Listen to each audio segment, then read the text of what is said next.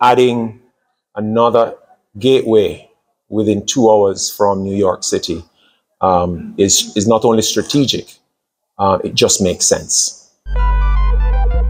I come at you with an attitude of gratitude because there is lots to be gracious for this morning, and in particular, this relationship with Spirit goes way back. But I think this development of opening Hartford and through the Bradley Airport to Montego Bay has been one that has been long in the making, one that has brought in quite a few stakeholders to make it happen. And with that attitude of gratitude, I think it's important that we ensure that we give credit where credit is due. The effort of the two airports to make this happen, MBJ and Bradley, has been well documented, and really want to say thanks to them to really been the ones who have stayed at it between ourselves, the tourist board, and Spirit,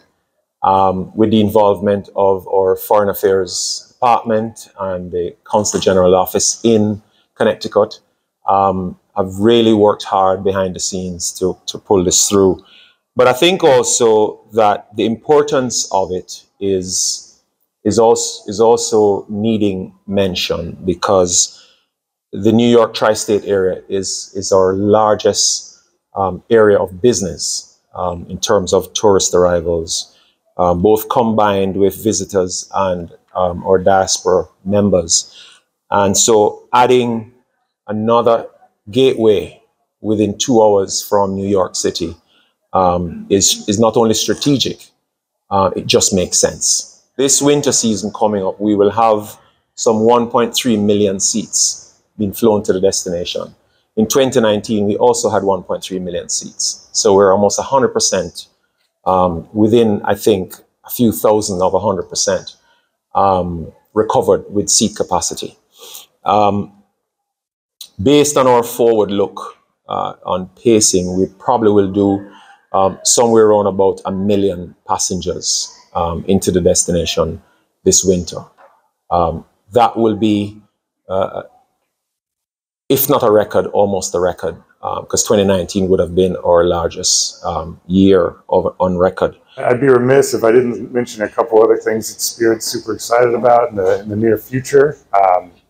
Got bigger, comfier seats launching on all of our new aircraft next year. We're continuing to grow as an airline. We're taking delivery of 33 aircraft next year, so who knows where that might lead us for some new routes. Yeah, you never know. And then we now have high-speed Wi-Fi on our entire fleet, so we're proud to announce that. It's truly been a collaborative effort to build this flight and get it here from Connecticut and set that up. So, you know, the airport is an incredible partner.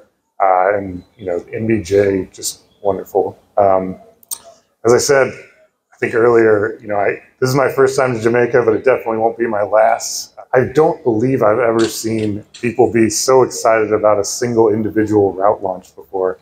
And, you know, I've worked in the airline industry for a while at this point. So to see this finally come to fruition, you know, I understand that there's been some people who have been looking for this for 20 years. So finally, all that labor and all that work has come to fruition. We've been able to launch the direct route from Bradley to Montego Bay. So we're super excited to celebrate that today. I have to say it's been phenomenal. I've been waiting for this for a very long time. And traveling to New York has been, it's been nothing but a real hassle.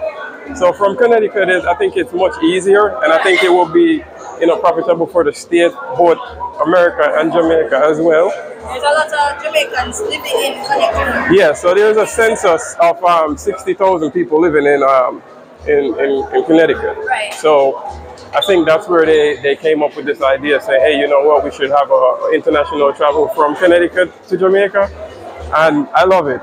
So I had to catch the first flight here, man. It's a perfect Christmas gift for me and my kids, and it's actually my daughter's birthday, so it's going to be good for her.